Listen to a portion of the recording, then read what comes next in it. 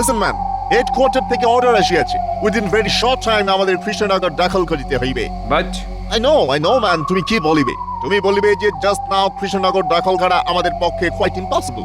Right sir, আমরা এখানে বাণিজ্য করিতে আসিয়াছি, আমাদের সঙ্গে তেমন সৈন্য নাই, আর আমি যতদূর জানিয়াছি তাহাতে মহারাজ কৃষ্ণচন্দ্রের সৈন্য সংখ্যা প্রচুর। তুমি আমাকে হাসাইলে ম্যাম। শুনো, কোনো কিছু দখল করিতে গেলে সব সময় সোলজার লাগে না, চাটুরে দিয়া কাজ সারিতে হয়। ঠিক বুঝলাম না। ফার্স্ট অফ অল আমাদের সেই আদমিকে খুঁজিয়া বার করিতে হইবে যে কৃষ্ণনগরের সব খবর রাখে, আর মানির লোভে সে আমাদের কাছে সব খবর সাপ্লাই করিবে। রাইট? রাইট স্যার, বাট তেমন লোক কি পাওয়া যাইবে? আই থিঙ্ক অবশ্যই পাওয়া যাইবে, বিকজ এই দেশের ট্রেটার, আই মিন বেঈমানদের কোনো অভাব নাই। So let us search for today. Okay sir. শুনো, টুমরো বিজনেস করিবার অচিলায় আমরা কৃষ্ণনগরের প্যালেসে যাইব, আর সেইখান থেকেই শুরু হইবে আমাদের searching. Clear? Clear sir. Good.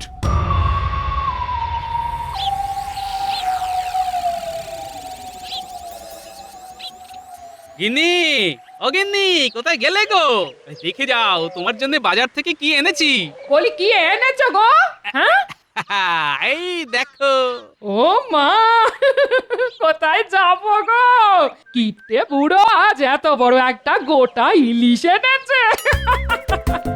এই মাছের ভাজা করবে, ঝাল করবে, আর মুড়ো দিয়ে চচ্চড়ি বানাবে। হ্যাঁ গো হ্যাঁ, গোটা ইলিশ যখন এনেছো তখন এমন রাঁধবো না যে খাবে সে হাতের আঙুল চাটবে। হ্যাঁ, তুমি খুব খুশি হয়েছে তো গিন্নি? শুধু কি খুশি নাকি, খুব খুব খুশি হয়েছি গো। সেই জন্যই তো 4টে ক্যাটের কড়ি খসিয়ে ইলিশ আনা। আসলে খুশি হলে তোমাকে এত সুন্দর দেখতে লাগে না, কি বলবো, গাল দুটো ফুলে একেবারে লুচির মতো হয়ে যায়, তাতে আবার লালচে লালচে আভা। মরণ।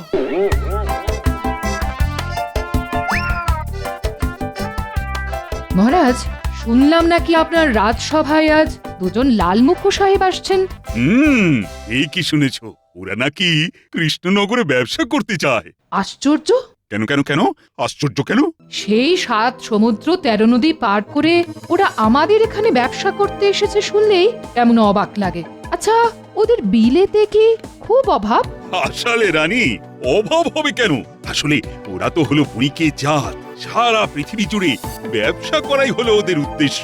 সে যাই হোক মহারাজ, খুব সাবধানে ওদের সঙ্গে কথাবার্তা বলবেন। কি জানি বাবা, কি যে আছে ওদের মনে। না না না না, তুমি একেবারে চিন্তা করো না তো, ওদের কোন অন্যায় প্রস্তাবে আমি রাজি হব না।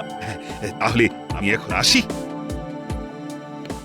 দুর্গা দুর্গা, রক্ষা করো মা। মহারাজ, সাহেবরা তো এখনো এলো না। দেখো, আশা না আশা ওদের ব্যাপার, ওরা এলেও ভালো আবার না এলেও ভালো, তাই ওসব নিয়ে আমি মাথা ঘামাচ্ছি না। কিন্তু লালমুখো সাহেব বলে কথা।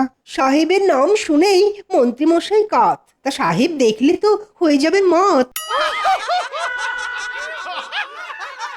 এই তোমরা থামো তো, কথা নেই বার্তা নেই, সব কথায় শুধু হ্যাঁ হ্যাঁ হ্যাঁ হ্যাঁ।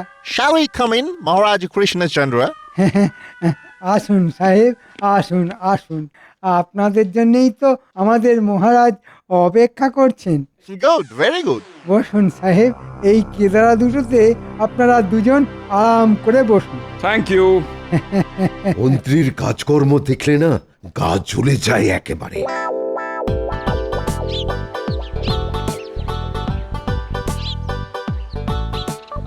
রাজসভায় আসতে আজকেও দেরি হয়ে গেল, কি আর করা যাবে, এমন সুস্বাদু ইলিশ তো আর গপ গপ করে খাওয়া যায় না।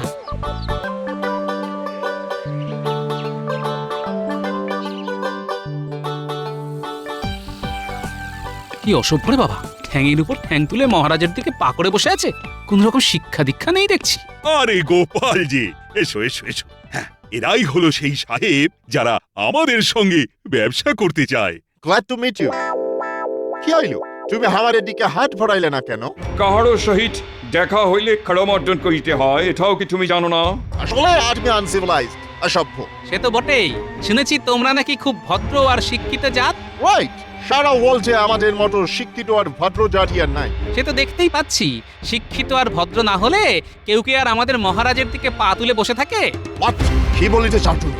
বলতে চাই যে মুখে ভদ্র আর শিক্ষিত বলে বড়াই করলেও তোমাদের মতো অশিক্ষিত আর অভদ্র মানুষ এর আগে আমি দেখিনি। মহারাজা কৃষ্ণচন্দ্র, তোমার এই আদমি কিন্তু আমাদের ইনসাল্ট করিতেছে। মহারাজের দিকে পা তুলে বসে তোমরা মহারাজকে অপমান করতে পারো, আর আমি বললেই যত অপমান। শোনো সাহেব, এদেশে যখন এসেছো তখন আমাদের কাছ থেকে ভদ্রতাটা শিখে নাও, তারপর না হয় নিজেদের ভদ্র বলে জাহির করবে। How dare you? তুমি আমাদের উপদেশ দাও। অলরাইট কৃষ্ণচন্দ্র, এর ফল কিন্তু তোমাকে ভোগ করিতেই হইবে। আরে যাও যাও, তোমাদের মুরদ আমার জানা আছে। আমি তোমাকে খুন করিয়া ফেলিব। I will kill you. খবরদার সাহেব, গোপালের গায়ে হাত দিলে ফল কিন্তু ভালো হবে না। কি করিবে? কি করব? এক্ষুনি রক্ষীদের ডেকে তোমাদের কারাগারে পাঠিয়ে দেবো। এই মরেছে, এ তো লাঠালাঠি হবার উপক্রম হলো দেখছি। হ্যাঁ, না না, যেমন করে হোক সকলকে ঠান্ডা করতে হবে দেখছি। কুল সাহেব কুল, চট করে এমন এমন মাথা গরম করবেন না। এমন মাথা গরম করলে চলে? But তোমাদের গোপাল, ওর কথা ধরলে কি চলে সাহেব? ও এমন দুমদাম কথা বলে ফেলে ঠিকই, কিন্তু ওর মনটা আসলে খুব ভালো। বলিতেছ? কদিন আমাদের সঙ্গে মিশে দেখুন না, তাহলেই সব বুঝতে পারবেন। জান সাহেব, এখন কুঠিতে গিয়ে বিশ্রাম নিন, তাতে আপনাদের রাগ পড়ে যাবে। আর রাগ পড়ে গেলে তখন না হয় একদিন আপনাদের সঙ্গে ব্যবসা নিয়ে আলোচনা করা যাবে। অলরাইট, আজ আমরা চলিয়া যাইতেছি। Bye bye Krishnachandra. দেখলেন তো মহারাজ, সামান্য একটু মিষ্টি কথায় সব হাতাহাতি লাঠালাঠি কেমন থামিয়ে দিলাম। কিন্তু এমন অসভ্য লোকেদের সঙ্গে ভবিষ্যতে আমি কিন্তু কোনো ব্যবসার ব্যাপারে জড়াবো না। সেটাই ঠিক হবে মহারাজ। বেটাদের এত বড় আস্পর্ধা আপনার থেকে পা করে বসে থাকে। ঠিক আছে মহারাজ, সাহেবদের সঙ্গে ব্যবসা করতে হবে না। এখন মাথা ঠান্ডা করুন দেখি। গোপাল, তুমি একটু রঙ্গরসিকতা করে মহারাজের মন ভালো করার চেষ্টা করো তো। এই ইনসাল্ট আমি কিছুতেই ভুলিতে পারতেছি না, কিছুতেই না। কিছু একটা করিয়া এই অপমানের প্রতিশোধ লইতে হইবে। রাইট, ওই কৃষ্ণচন্দ্র আর ওই গোপালকে বুঝাইয়া দিতে হবে যে ইউরোপিয়ানদের ইনসাল্ট করিলে তাহার ফল কি মারাত্মক হইতে পারে। ইয়েস। বড় সাহেব, একজন লোক আপনার সঙ্গে দেখা করতে চায়। ওর সাথে কোনো অস্ত্র নাই তো? না সাহেব, ভালো করে সব কিছু দেখে নিয়েছি। রাইট, ওনাকে পাঠাইয়া দাও।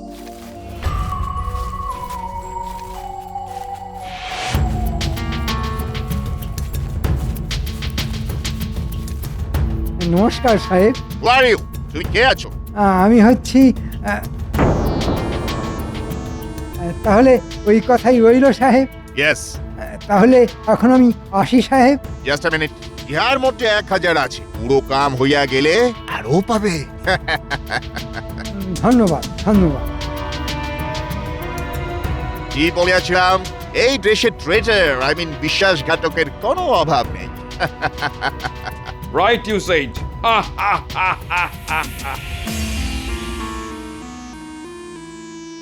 কি হয়েছে মহারাজ?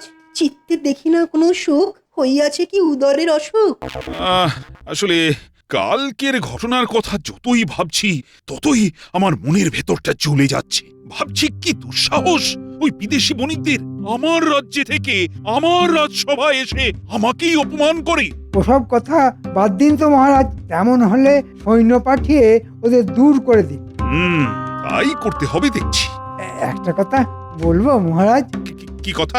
বলছিলাম কি, এসব কথা ছেড়ে চলুন না, কাল কোথাও গিয়ে বনভোজন করে আসি। বনভোজন? গোপাল, তুমি কি বলো? বনভোজন করলে মন্দ হয় না মহারাজ। আহা, কতদিন যে কবজি ডুবিয়ে কচি পাঠার ঝোল মেখে ভাত খাওয়া হয়নি। সব ব্যাপারে গোপালের শুধু খাওয়া আর খাওয়া, যত সব। বারে মুখে বলছেন বনভোজন, আর সেই বনভোজনে যদি পেট পুরে ভোজনটাই না হয় তাহলে ব্যাপারটা কেমন মিথ্যে হয়ে যাবে না? মহারাজ কি বলেন? একেবারে ঠিক কথা বলেছ গোপাল। মন্ত্রী, বনভোজনে ভোজনের যেন কোনো ত্রুটি না থাকে, আর এই ব্যাপারটা কিন্তু তোমাকেই দেখতে হবে। তাহলে তো সৈন্যদেরকেও খবর দিতে হয়। কেন? বারে, মহারাজ বনে যাবেন আর তার নিরাপত্তার জন্য সঙ্গে সৈনিক থাকবে না?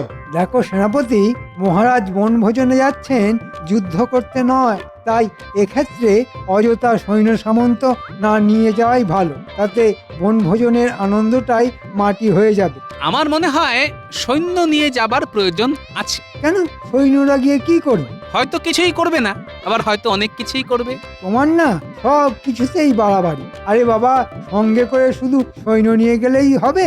তাদের খাবার ব্যবস্থা করতে হবে না? করতে হলে করতে হবে। তার হ্যাপা আর খরচের কথাটা একবার ভেবে দেখেছো?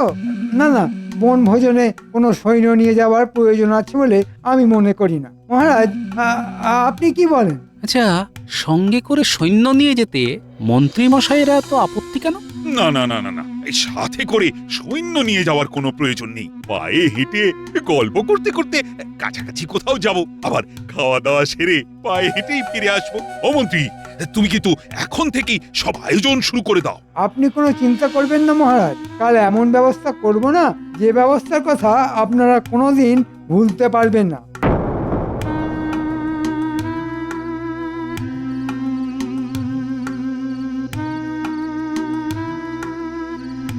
সেনাপতি, সেনাপতি, কি ব্যাপার গোপাল, এত রাতে?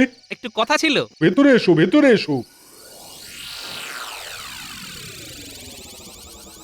বলো, কি বলবে এবার বলো। বলছিলাম কি, আমরা তো সৈন্য ছাড়াই জঙ্গলের মধ্যে বনভোজনে যাচ্ছি। তুমি গোপনে সৈন্যদের প্রস্তুত থাকতে বলো, তারা যেন বেশ খানিকটা দূরত্ব বজায় রেখে আমাদের অনুসরণ করতে করতে যায়। আর একটা কথা, এইসব কথা আমি, তুমি আর সৈন্যরা ছাড়া কেউ যেন জানতে না পারে। তুমি কি কিছু সন্দেহ করছো গোপাল? দেখো, চারদিকের পরিস্থিতি তো ভালো নয়, তাই সাবধানের মার নেই, বুঝলে? ঠিক আছে, তোমার কথা মতোই সব ব্যবস্থা হবে। তাহলে আমি এখন আসি, কাল তো আবার ভোর ভোর বেরিয়ে পড়তে হবে। হ্যাঁ, এসো।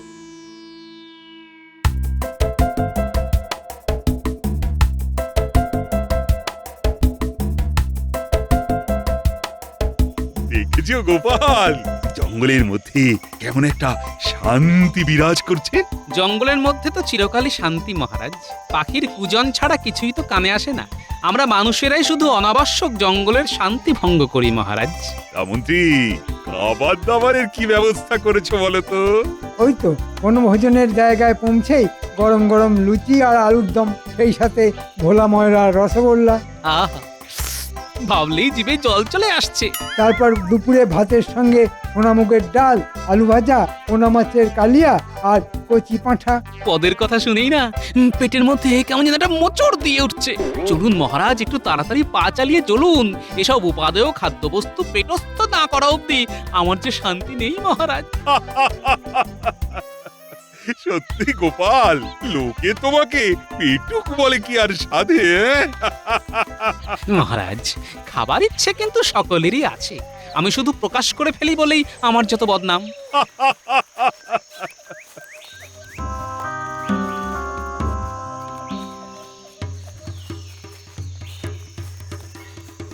কি কি কি কি? কৃষ্ণচন্দ্র, তোমাদের বন্দি করা হইল।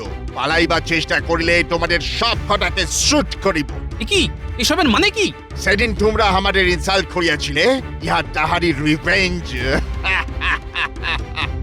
ইহাদেরকে গাছের সাথে বাঁধিয়া ফেলো। আমাদের এভাবে আচমকা আক্রমণ করার মানেটা কি? হ্যাঁ, আমরা এবার তোমাদের দেখাইব রিয়েল রিভেঞ্জ কাকে বলে।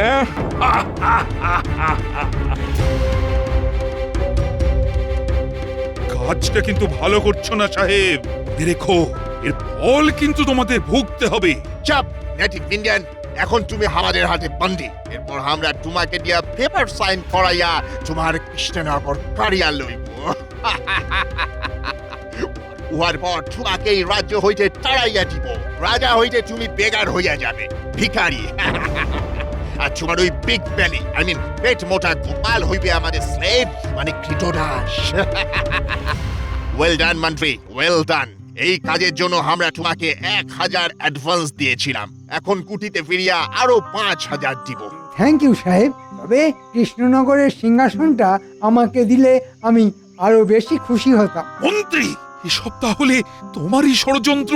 ছি ছি ছি, তুমি এত বড় নিমক হারাম। ভুল বললেন মহারাজ, আমি আপনার কাছ থেকে হাত পেতে বেতন নিয়েছি বটে, কিন্তু কোনোদিন আপনার নুন খেয়েছি বলে তো মনে পড়ছে না।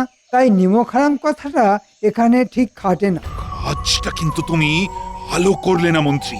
তুমি শুধু আমার সঙ্গেই বেইমানি করলে না, বেইমানি করলে নিজের দেশের সঙ্গে। এসব বাজে কথা ছাড়িয়া মন্ত্রী চলো, এখন একটু টিফিন আর লাঞ্চের অ্যারেঞ্জমেন্ট করা যাক। চিন্তা করো না সাহেব, গরম গরম লুচি আর কচি পাঠার ব্যবস্থা আছে। Really? Yes, How I love that. আমাদের রান্নার লোকের হাতে রান্না খাবে আর আঙুল চাটবে।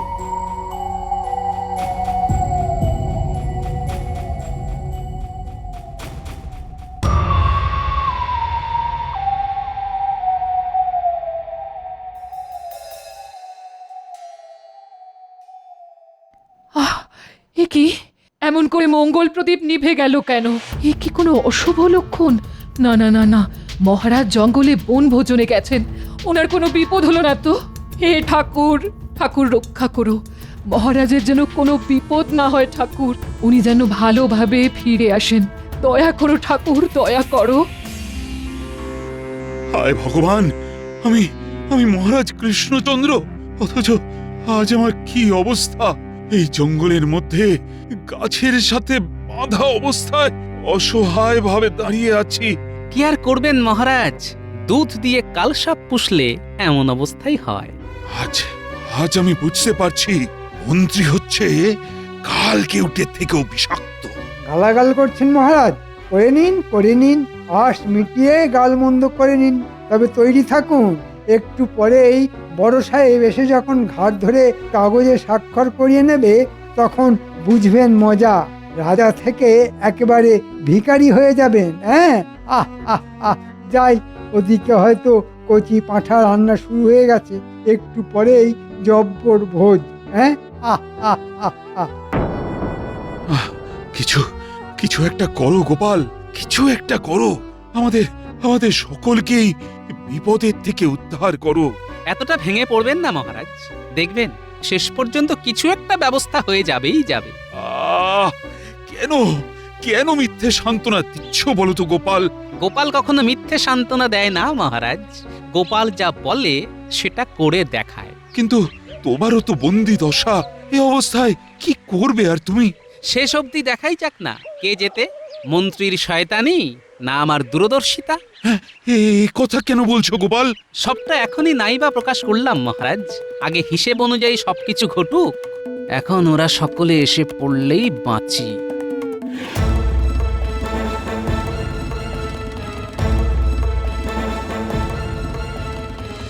কৃষ্ণচন্দ্র, এখন গুড বয়ের মতন এই পেপারটায় একটা সাইন করিয়ে দাও।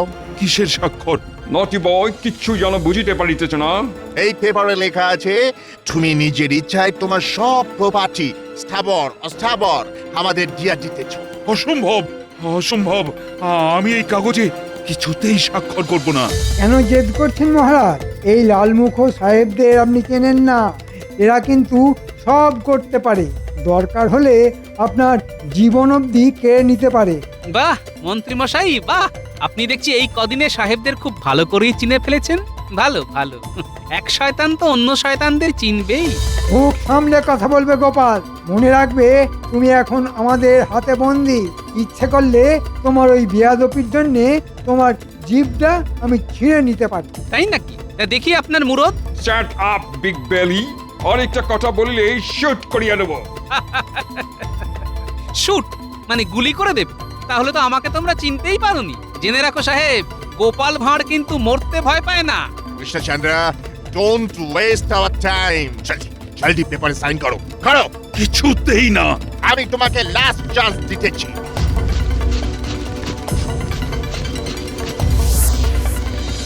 ও মাই গড, এই ওয়েপন ছুড়ে লোকে। একেবারে নড়বার চেষ্টা করবেন না সাহেব, মনে রাখবে তোমাদের বন্দুকের গুলির থেকেও আমাদের বল্লম অনেক শক্তিশালী। একটু নড়লে কিন্তু তোমাদের বুকগুলো একবারে এফড় এফড় করে দেবো।